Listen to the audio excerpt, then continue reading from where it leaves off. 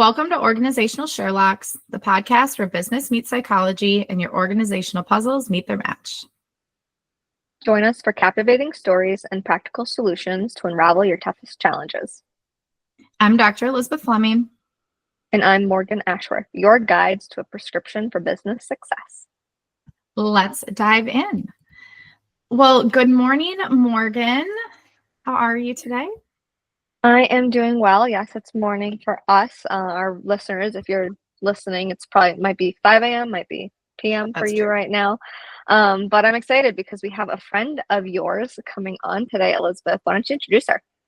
Yeah, absolutely. So we have Lindsay joining us today. LMG, as I think maybe your close friends like to call you. Hopefully, I can say that on a big podcast. But LMG is a friend of mine and somebody I've worked with on a nonprofit board for a while. We've done some presentations together around professional development and all of that. And so the nonprofit that I'm talking about is called Tech Fluent Academy. And I'd just like to share the mission before we get started and then kind of bring Lindsay into the conversation so you can share a little bit more about what you are all up to and what it's all about.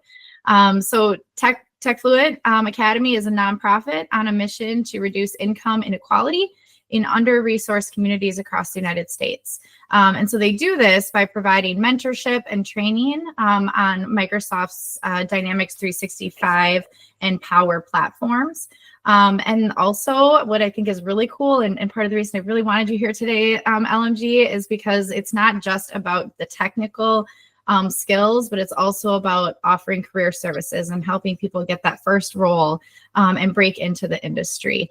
And so with that, I would like to ask you, LMG, just tell us a little bit about yourself.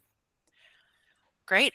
Well, thank you both. Thank you, Morgan. Thank you, Elizabeth. I am Lindsay, LMG, you can call me. It is a nickname that I picked up at a CrossFit gym years ago because I dared to walk in with the same name as somebody else and they already had a Lindsay and they couldn't handle that. So LMG it was, and it actually is carried into my professional life as well. So I am currently the Director of Learning and Development at Stone Ridge Software. So that's a Microsoft partner. And we are also a sponsor of Tech Fluent. So I have a lot of connections to Tech Fluent, which is really lovely. I live in St. Paul, so in the Midway, with my wife, Ruth, and our child, Lincoln. And we just got a puppy, and we have 2 cats. I've been in the learning and development world for 10 years, and I have a very deep passion for justice and equity, inclusion and belonging. And yeah, I'm just excited to be here and kind of talk about all the things. Well, thank you. And I will say shout out to Lincoln for sure, because he is a cutie. And I'm excited to see more of the pictures that are to come. So, well, cool. I'm just thrilled to have you here. And I know that, you're volunteerism is around, training and development. So is your work. And I think you're the perfect person to have to talk with us about different training programs. And, if you're willing to share some things that you've found to be effective and things, maybe lessons learned over the years, that kind of stuff. So will you maybe tell us a little bit about some of the L&D work that you do, both in the volunteerism space and maybe in your work? Yeah, absolutely. Tech Fluent is it used to be 100% volunteer based, and now I think it's like 99% volunteer based. So all of the trainers, leaders, board members, everyone who is upholding that mission are volunteers. And I think that one thing that I'm very passionate about is reaching people where they are. So that's in conversations around equity and diversity inclusion, or sales best practices like in negotiations or impactful communication, anything like that. So accessibility, it has a lot more meaning to it and around it these days. And when I started looking into more accessible learning was in 2019. So right before a big year, I don't know if you remember, but in 2020, some big things happened. And I think we'll all remember the 2020s. Yes. The 20s, the roaring 20s, the screeching, blood-curdling 20s. Yes. And I remember my last organization, I was working in online learning development, but started getting really passionate about facilitating learning live virtually. And I remember executives laughing at me and saying, why would you even waste your time with that? And guess who was the busiest person come 2020, March, April time? Right. So that, I think, is what I was really excited to bring into Tech Fluent, reaching all of the foundational learners, which I think went over 100 this year in the 2024 cohort, and started with foundational learning, and then they pick their paths later on in the technical side, but working with even the trainers beforehand and sharing those best practices. For example, I really love throwing other learning and development professionals off when I say, yeah, I don't require anyone to be on camera. I don't need someone to be on camera in order to engage them in learning and to know that they're engaged. And, way to get people to lean in closer and say, well, how do you engage someone? Rule of thumb, every 5 minutes. And then we have technology at our fingertips. And I'm sure you've used a lot of, going in and teaching students, you probably have to use a lot of different technology to connect with the students as well. Right. Yeah. And that's really go ahead. I was gonna say you're kind of hitting the marks on something I'm going through right now. Is I'm actually participating in a first time virtual training course of a certain it's a lean manufacturing training. I know I've talked a little bit about it in our podcast before, but I'm currently going through that, and we're kind of that mock group to give feedback and let them know how it's going. And as a individual that's done much L&D in her career, I'm a little frustrated, I'll be honest, because I'm like, where's the engagement? And they ask us to have the cameras on, but then they don't enforce it, which is probably a good thing. Sorry, my headphones are falling out here. But so it's just, I want to hear more. How would you tell them, now this is how you have to engage people. This is how you need to ensure that your people are focused and they're present in the moment within the training and actually getting something from it, because I definitely feel a lack of engagement in the others in the cohort. Yeah, there is an art and a science to everything. And I think depending on the material, I come from a construction organization, a specialty construction organization that's based here, headquartered here in Minnesota. And I definitely know. I used to be out in the field. I used to teach field technicians how to use an iPhone for the first time, as well as how to use a new system. But that's one-on-one training. When you're doing virtual training, it's a totally different ball game. And you have something so robust and detailed as manufacturing, construction, the lean, the safety, the project management. And sometimes people think, okay, we have to take 30 years of what we've learned and put it into 8 hours. And that's how we're going to get everybody upskilled. That's how we're going to get everybody on-ramped. What a mistake. Not saying that's what you're going through, but sometimes it is like and I'm sure you've said it on this podcast, the drinking from a fire hose, which is incredibly strong, will rip your face off, I imagine. And when I work with subject matter experts to develop training, because I work with a lot of technical, very smart people, and they think that they need to teach someone new coming in to the organization for the first 2 months, I've got to on-ramp them as far as I've been in the last 10 years. When we break it down to, it's not going to be successful. But if you break it down to what do they need to know right now?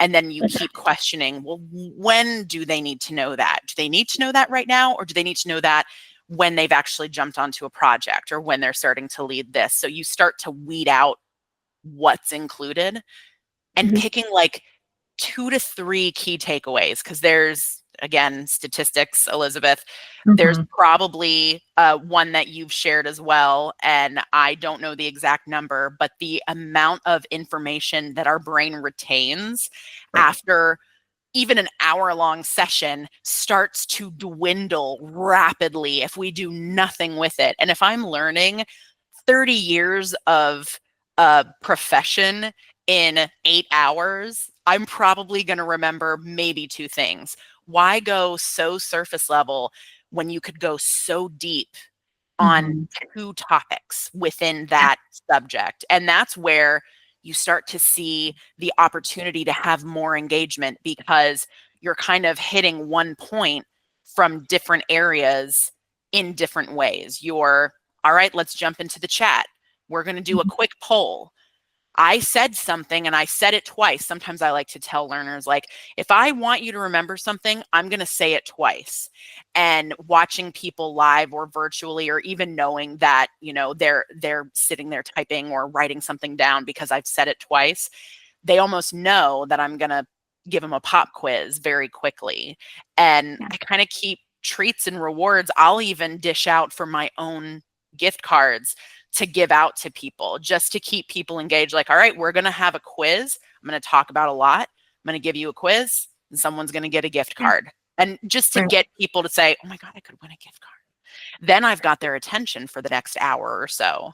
Right. Yeah. Yeah. Keeping them engaged is so important. And, you know, saying things twice so they end with, at least they remember that piece that you said twice, but also making them answer a question regarding that, or making them repeat it back to you. Kind of like emphasizing their buy-in and their remembrance of it, right? That is so important. And one thing I can say is, you know, this training I'm going through, it is a 16-week program. So we do 4 hours a week for 16 weeks, 4 hours in a chunk of time. But the problem is they haven't been purposeful in talking about, this is what you should do for the like for your homework, and this is what you need to do, and this is the due date, and this is, they don't have that. It's go ahead and do it, because you're used to doing an 8-week program where it's a full day of time and you work on everything in the moment in there. So they're not used to telling you, oh, go do quote homework. That you really didn't have to do homework before, and you're not coming in and needing to present. Not everyone's required to present. You know, it creates this ability for cohort members to say, oh, I don't want to participate at all. I'm just going to sit through it. And those 4 hours, it does feel like it is a fire hose, because it is so much information. And yes, it's a 16-week program, but you got to break it up. You have to know what to emphasize. Yes, they do quizzes, but the quizzes, you could also get something wrong. And yes, we don't want to necessarily discipline people for getting something wrong, but maybe let's build an explanation behind, okay, why did you answer it that way versus why is this the correct answer, and help them know the behind the scenes of it. It's so important. And it's great talking to a professional like yourself, because we've been talking about formalized programs, but there's an extension to formalized programs, and that's the training that organizations bring you. I know Microsoft does a lot of training, but then Microsoft platforms, everyone does training on them, right? And so how can we make sure that we are orienting the training to the company, or the type of profession, the level of the profession, really getting into the nitty-gritty of who are we training and how are we training those specific people, not just how do we want to do this training. Yeah, I think that's actually a really good point. Can I have an illustration of that? And then LMG, I would like you to tell me what I need to do differently, if they're okay with that. Put you on the spot there. As surprise, is normal for me. Surprise. I know. Surprise. We should have like a trigger warning for when I'm going to put people on the spot, like as a part of our podcast. But anyway, yeah, exactly. No, so as our listeners probably know, and I know LMG and Morgan, you both know as well, I teach quantitative research and statistics, right, in a doctorate program. And the program that I teach in is a lot more like clinically or counseling focused. And so statistics is a little bit of a like, what am I going to do? How am I going to learn this? Right. People get kind of freaked out, rightfully so. I get it. But I started the semester this year, and I was doing kind of the drinking from a fire hose. It's the first time I've taught the class. I was like, nope, we need to know all this information, And like there was a moment in time where I just sat there and I thought, this isn't working. Like it's not landing the way I need it to land. So I went back and I completely, probably in week 4 or 5, completely just changed the way I go about it. So now I'm using like little icons, like up in the upper corner of the slide. Like this is something you need to know. This is important. Let's focus our energy here. And so when they see that icon, they know, okay, I should go and read more about that. I should go learn more about that. And have started kind of bringing in like different games. Like I built a Jeopardy game one time just because I was like, this will help you learn. Like, let's do this. Now I have a couple of students who absolutely hate doing stuff like that.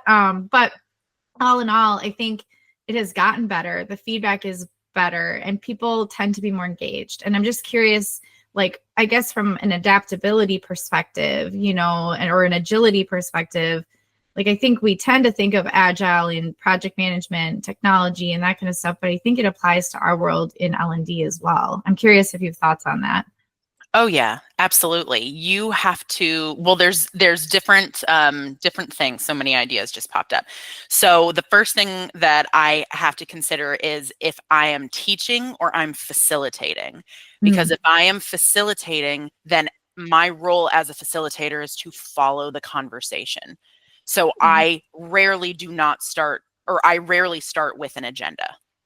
So I will ask 1 or 2 questions if it's culture-based, diversity-based, inclusion-based, and I will follow the conversation and facilitate it. If I'm teaching, I like to keep things like that in my back pocket to kind of switch things up. And I remember we do an academy at Stone Ridge, and we were having our first one launch, like our first big one that the whole company was really behind. It was in 2022. And really tried to plan everything out. It was a lot of people. It was a lot of stuff. And there was a moment where I just pulled my other facilitator out into the hallway because the first week was in person. And I said, they're about to run under time. We don't have anything until this time. It's not going to connect to this. We have to figure something out. And so we just backed up and looked at, okay, this cohort is going to be in this very intensive 9-week program together. And we want the 15 of them to really create this connection to one another. And we kind of just focused on give us your name, a little bit of your background, and then listen to us talk about all of us. So we just had them do a scavenger hunt in the hotel that we were teaching in. And we really quick came up with a list, like take a selfie with someone at the front desk. And they had to finish their scavenger hunt, and however fast they finished, then they got to take their break just to buy time. But it changed the engagement because I could kind of see people start to droop. And it sounds like you saw some students start to droop.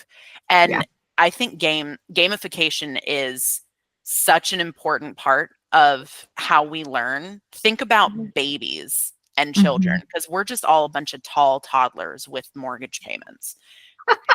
We also thrive. Put it on a shirt. I'll wear it. But we thrive on connection. We thrive on hearing that we're loved. We thrive on community and having a pack. And we thrive on learning through play. So why can't we learn through play?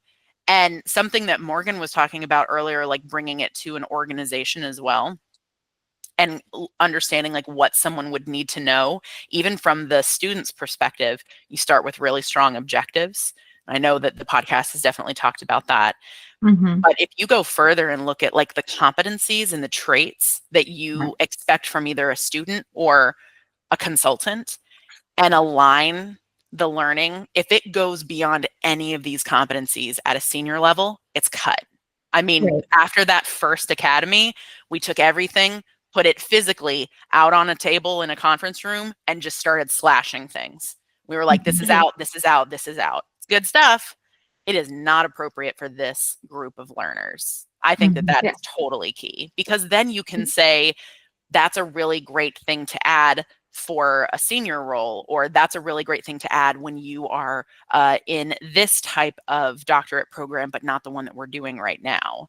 And you said something about the icons. I love that. I absolutely love that. Like, this is something you need to know.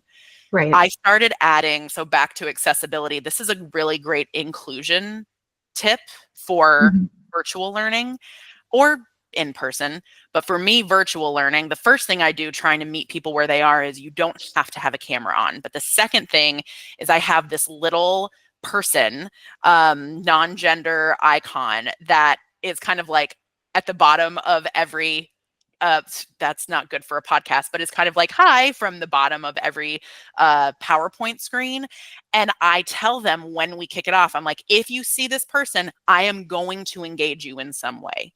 It could be chat, it could be a poll. I might ask you to come off mute. I might put you in a breakout room.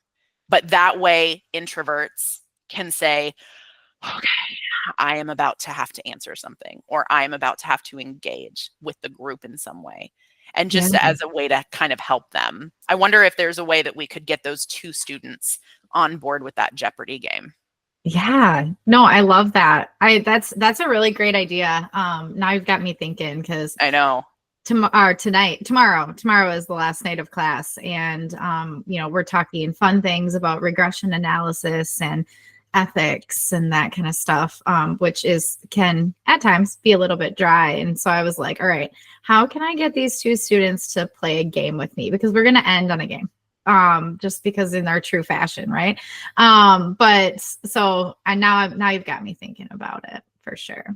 Yeah. See where they're coming from it. And make them pick something. Again, we're just toddlers. They asked me during class, just as a total tangent here, because I'm also good at that.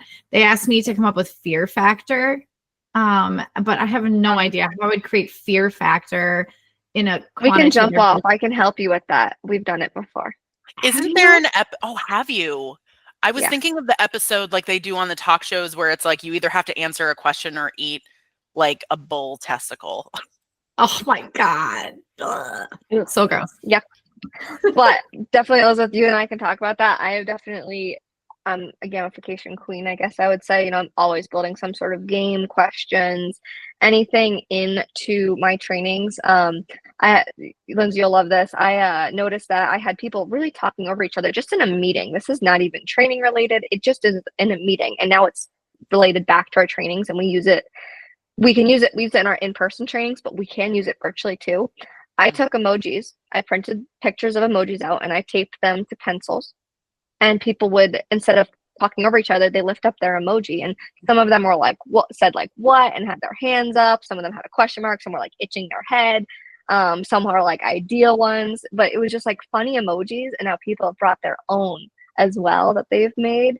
And it was a way to make people want to engage because they got to create their own little emoji, but also prevented people from interrupting each other and whatnot.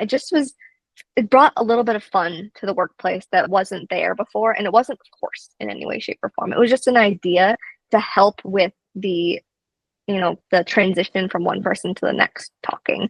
And then I have my little threat. I call it my talking baton. So I have a baton. I put like stickers on it with the company logo.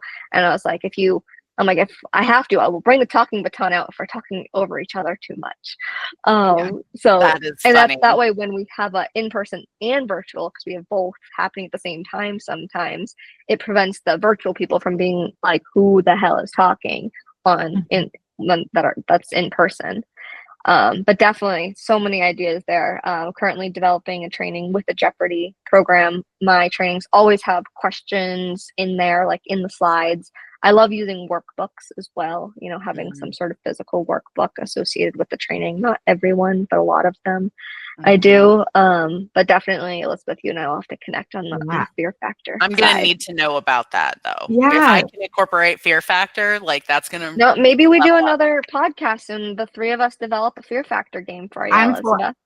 I'm up for that. Yeah, because I'm just sitting here thinking like, I gotta be respectful, but like at the same time, you want to play fear factor? Let's play some fear factor. Well, there's a way to do fear factor where it's like activities more so than anything. It's like an activity fear factor where it's like you don't do this, like you have to do these activities in order to get to the next thing if you can't do it or can't answer the question. So we'll work on that. We'll definitely have to do a podcast on it. But that is a way I was going to say is to engage your people, the people that don't want to play the games, is give them an option. When your kids, you need to get them to eat dinner. Well, do you want chicken nuggets or do you want mac and cheese? They have a choice. So they buy into the fact that they have a Yep. choice, but you created the choices. Yeah. That speaks to We're what you all said in our toddlers. t-shirt, our future t-shirts, LMG future t-shirts. Mhm. So because we're on food, I have to share this because I do have one strategy that I've learned over the years that I think is really fun. Have you guys all been to a Brazilian steakhouse before, like where they walk around with the meat and you get to have little cards and say like, yes, I want meat, it's red, or no, I do not want any meat, it's or wait, other way, right? Yes, Green, red green means one. dinner, green Red, means no. bring on the meat.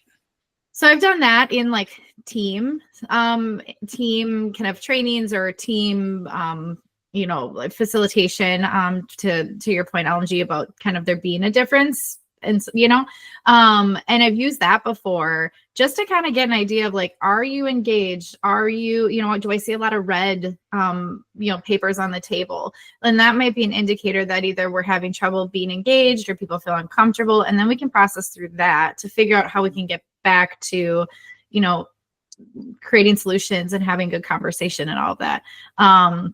I found that to be really helpful for people. So I like that idea.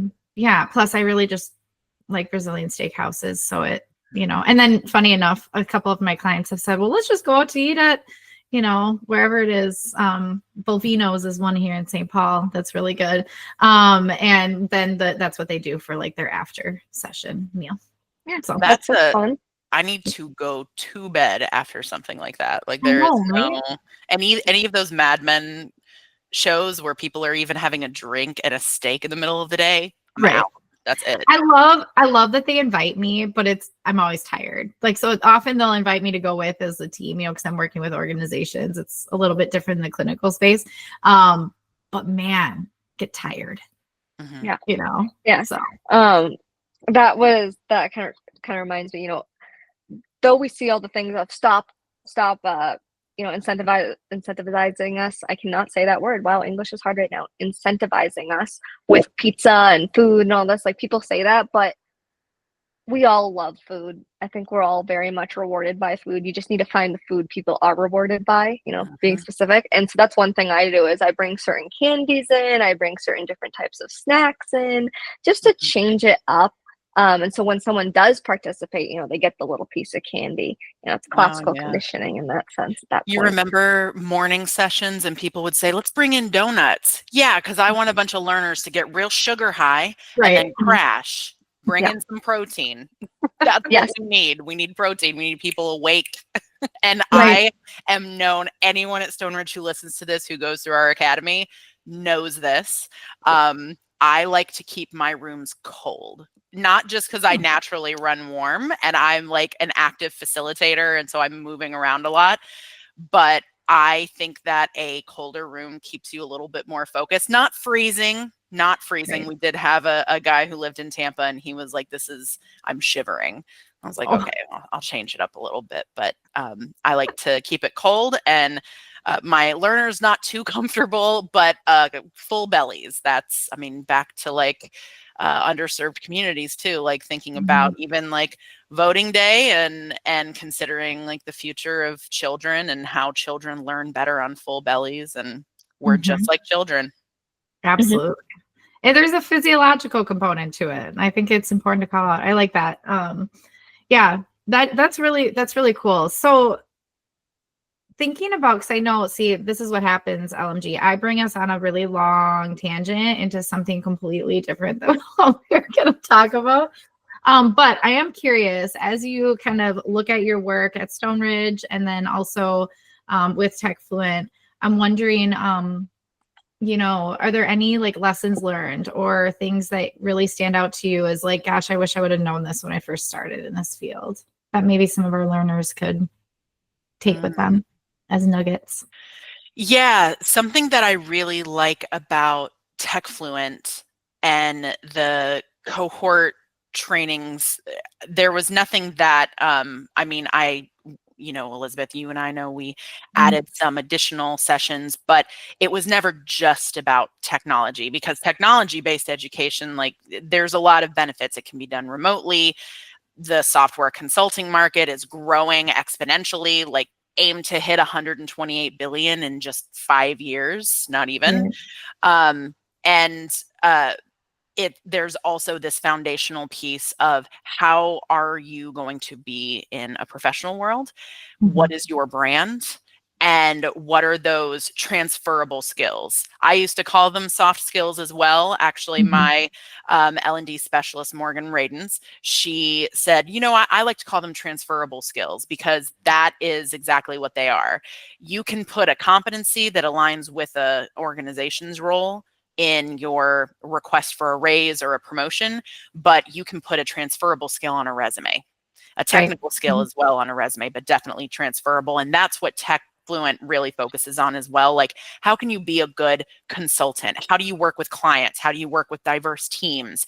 How do you interview? How do you make a brand for yourself? How do you put yourself out there? And that's something I think when I went into Stone Ridge, just having this learner mindset, the whole organization being open to learning as much as they could, the consultant mindset especially, but business analysis skill sets, that has been huge for everyone. Like, how do you really elicit strong requirements? How do you write really great user stories to get the buy-in from your user, which is another thing that your listeners, if they're developing learning programs, they can also do, writing a story. I, as a type of learner, need to have some type of functionality or situation occur in order to benefit.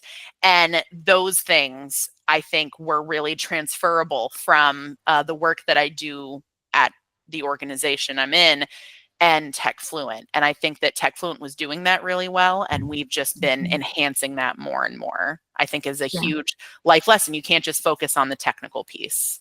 Yeah. I have one final question for you, Lindsay. We have a lot of, not just do we have listeners who are in the IO field, the people ops fields, and are in managerial mindsets, but we also have business owners that listen. And I have a question of, for people that for companies that haven't really involved L&D, they have trainings here and there, they have the typical training program, but they're not necessarily trying to upskill their people yet. Where would you recommend for those organizations to start?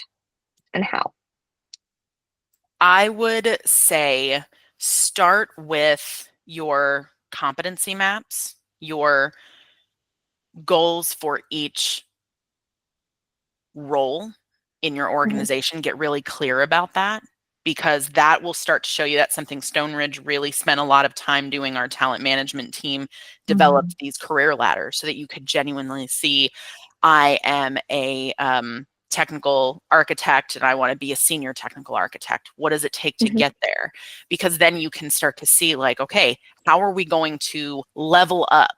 Like, we can take upskill out of it and just say, like, how do I want them to level up? It's not just about tenure, and it's not just about is it the right budgetary time? I sat back and looked at Cassidy Fields, my instructional designer, and I was looking at her competency map and looked at the senior instructional designer competency map. And I said, hell, she's been operating at a senior level. We need to go ahead and take care of this. That's also, that's a piece of integrity, and that's taking care of your people. So I would say start with competency maps and see where the need is, because I will say one thing that business owners, executives, project managers, I've seen it in so many different ways. Training is put out there as, this is how we're going to fix this problem. And training isn't always the fix. Sometimes there is a deeper cultural issue. There might be a hierarchical issue. There might be, we're struggling detaching ourselves from the results. Whatever it might be, we might just have someone who is not willing to go through the change that the organization's going through. Training's not going to fix that. I've seen it, a lot of it. And we can first back up and say, okay, well, what are the pieces that we have in place? And if we have a really strong competency map that's aligned to a role, then I can see where they might be struggling in, and then I can start to see where we might need training in. I definitely think that training it should be used more proactively and purposefully in the goals of an organization, but I do think it can be used to, quote, fix an issue. But you need to make sure that training is going to be bought into by the individuals, or it's a continuous development that's supposed to kind of remind the people how they should act or where they should act or when. It's like, for example, I did a professionalism training. We like to do professionalism training every year. It's kind of just a restart, kind of a refresh, reminding people to be mindful. Exactly. There's retraining that goes with it. And yes, we sometimes will decide to do it early, or like usually we do it in January, but we did it in November, or actually October this year, because, you know, we saw that our people kind of needed that. They needed that little extra bump of, hey, be mindful. And I loved it. My team actually kind of drove down and say, oh, professionalism isn't really about being professional. It's about being a better person, about being a good person. And I was like, I love that they were able to make that conclusion, because we focus very much on mindfulness, presence, that a very different side of professionalism. Yeah. But I think you really kind of hit the head on the mark, in the sense that there are a lot of pieces in a company that work together and affect each other. And so there needs to be a strong level of alignment between the culture, the trainings you're doing, the goals of the organization. So you talked about the competency map. The competency map relates to the job ladder, and that job ladder in turn relates to your salary and the salaries you're paying out. Thus, the competencies affect those salaries.